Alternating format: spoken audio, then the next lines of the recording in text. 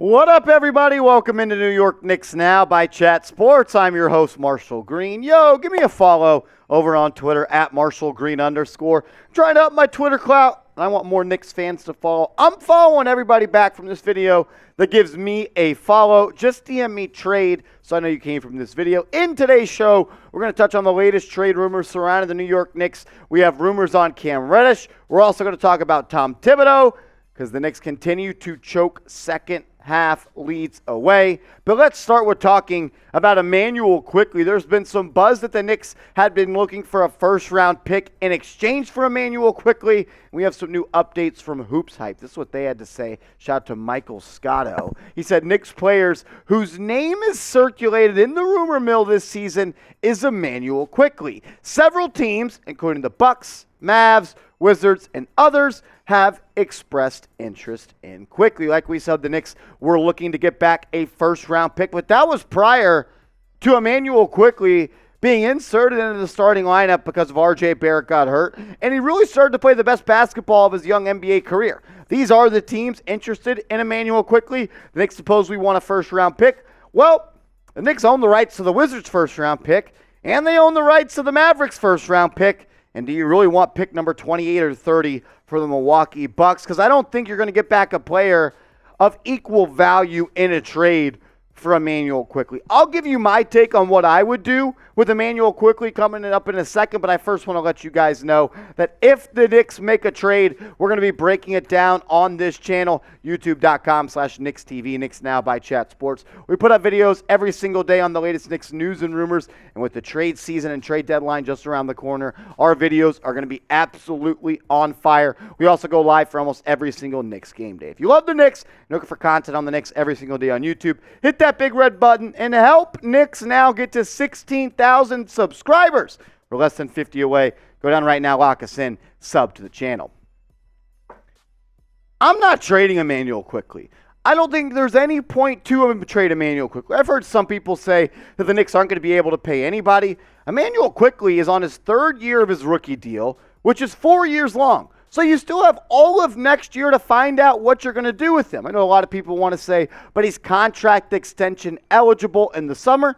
You don't have to extend him. You could still give him a contract after his fourth year. He's still a restricted free agent, and you still own his bird rights. So I'm not really understanding why everyone wants to make such a quick decision on a guy like Immanuel Quickley. I'm damn sure not trading him, and I probably wouldn't even trade him for a first-round pick. I don't think anybody going into the lottery would trade a pick for Immanuel Quickley. It would be a team that is trying to make the playoffs. The reason I'm not trading him is because in the last 24 games of the NBA season, Quickley's playing like one of the best guards on this roster, and he's been great. He's averaging 15 points per game, 3.5 assists, 44% from the field, and 36% from downtown. Then he was inserted into the starting lineup because RJ Barrett got hurt, and his production went up. 20 points per game, almost 6 assists, still 44% from the field and 36% from downtown. I do know this.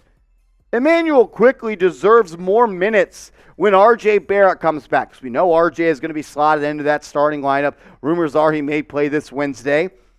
And once he does get back healthy and he's back into the starting lineup, I still want to see Immanuel Quickley play 20 to 25 minutes per game. He's just too good of a basketball player to not have a guy like out there that many minutes. He can get you buckets. He can run your offense. He plays good on-ball defense. You can see, since RJ Barrett has been hurt, how much that second unit has been missing a guy like Immanuel Quickley. Last night in the game against the Milwaukee Bucks, the Knicks blew that 16-point lead in the third quarter going into the fourth, and it's when they had the backups in the game. I don't want to see Evan Fournier minutes anymore. There's no reason for that. Give those minutes to Quickley, cut a little bit off Brunson. I don't need RJ playing 40 minutes. Give some of those to Immanuel Quickley. When RJ comes back, I still need a heavy dose of Immanuel Quickley. Pause. But let me know, would you trade IQ for a first-round pick? Say one of those teams called you up that we showed you a second ago. They said, yo, we'll give you a first-round pick for Immanuel Quickley. Would you do it? Take the seat of Leon Rose and let me know what you think. Type T for trade. Type K for keep. I type in my K. I'm keeping Immanuel Quickley. I think he's got a long career ahead of him as a backup in the NBA. I think he's going to be a great six-man for a very long time. I think it comes down to, does Immanuel Quickley want that for him in his career? Probably not, but not everybody could be a starter. Let me know. Type T for trade, K for keep. We're going to get to Cam Reddish coming up in a second, but first, I want to take a bit of the video today and talk about a proud sponsor, Rocket Money. In 2023, I'm trying to save the Bucks. Talking money. Rocket Money, it's going to help you do that. Don't waste your time. Go to rocketmoney.com/NBA now. Organize and optimize all of your finances. Cancel your unused subscriptions with just a tap and keep track of your monthly expenses. It's an app that's going to show you all your subscriptions in one spot and let you cancel them with just a tap of a button. Because we all know sometimes we look at our credit card bill and our bank statement, and you're like, I didn't even know I had this subscription. Well, Rocket Money is going to let you know of all your subscriptions on one screen. I mean, Forbes is calling it the app that will save you hundreds of dollars.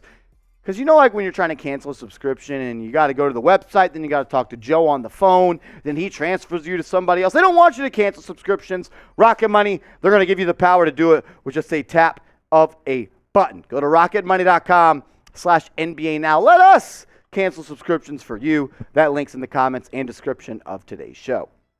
We're going to talk about Tom Thibodeau coming up in a second, but right now, I think I want to talk a little bit about Cam Reddish, because in that Hoops Hype article, they talked about Reddish and some teams that were interested in him. But I thought it was really important and key. On SNY, Ian Begley hosts a show called The Putback, and Stephen Bondi, who covers the Knicks, was on it, and he had this to say. He said, I think there is something going on with Thibodeau and Reddish that I don't feel comfortable putting out there. You just put it out there. You just said, I think that there is something between Tom Thibodeau and Reddish, and I don't feel comfortable talking about it. You just did. You just talked about it. You just told us, a.k.a. Tibbs and Reddish, they have a classic beef. Something happened. I don't know what it was. Bondi obviously knows something happened. He didn't want to talk about it, even though he already did talk about it. One of the weirder things I've really ever seen. I mean, look, Tibbs never wanted Reddish. Go back to the articles put out by Mark Berman following that Cam Reddish trade. One, he was never in the rotation. He never gave him a chance to get some minutes. And there was a report that Tom Thibodeau was against trading for Cam Reddish, and he never really gave him, I feel like, a true chance to be a part of this rotation. At the end of the day, it sucks. It didn't work out for Cam Reddish, a guy that was a top 10 pick in the NBA draft, 6'8" wing. He's athletic. He's good at attacking the basket. Beginning of the year, he was the Knicks' one-man fast breaks. He played good on-ball defense, kind of gets lost off-ball and in transition defense. Not a great team defender, but sometimes I just wonder.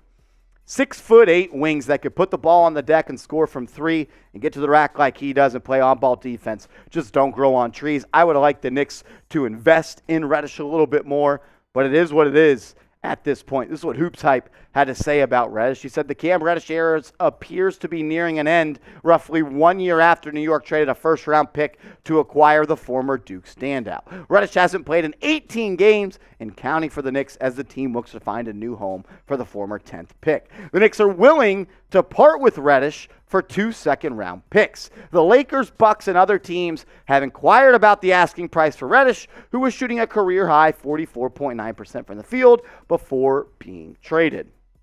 You know, like when you go to a birthday party as a kid and I got the blue candy and producer Coop got the red candy, but I really wanted the red candy and I get upset. What does mom and pop tell you? Get what you get and don't throw a fit. Just get something back for Cam Reddish, whether it's a second-round pick, 2 seconds-round picks, whether he's a little bit of a sweetener in a deal. Just move on. You're ruining the kid's career and season by just having him glued to the bench when he's obviously one of the top players on this team that should be getting minutes. You're telling me Evan Fournier should be getting minutes over Cam Reddish? I love Miles McBride. He shouldn't be getting 40 minutes and Cam Reddish gets 0 minutes. I don't need to see 8-man rotations in early January. Cam Reddish deserves to get minutes on a team. I can tell you this much. A team like the Lakers with LeBron James and a team like the Bucks with Giannis, if they can find minutes for Cam Reddish, why the hell can the New York Knicks not? I can't believe this. It's soured this much with Reddish. We have to talk about Tom Thibodeau before we get out of here. Yesterday, the New York Knicks blew a 16-point lead in the second half to the Milwaukee Bucks, and they've been no stranger, not just this year, but last year and the year before, of blowing double-digit leads in the second half, and they've done it a lot this year. This is the most painful thing I've seen on the internet today. The Knicks lost all 4 of these games. That's coaching. Happens once, shame on me. Happens twice, shame on you. Happens a 3rd time, what the hell?